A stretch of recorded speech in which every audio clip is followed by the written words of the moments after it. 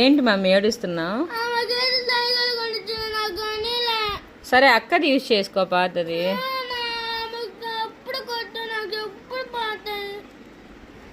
సరే అలా ఏడవకులే, నీకు కూడా సర్ప్రైజ్ ఉంది కానీ. సరే ఇప్పుడు నీకేంటి, ఏం కావాలి? నీకు కూడా సైకిల్ కావాలా? ఇద్దరికి న్యూ అంటే కష్టం కదా.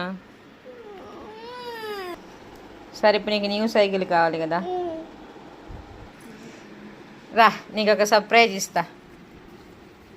నీ ఫేవరెట్ తినేటిదే, తను తినేది తీసుకొచ్చాను తన కోసం సర్ప్రైజ్గా. Mummy open your ice.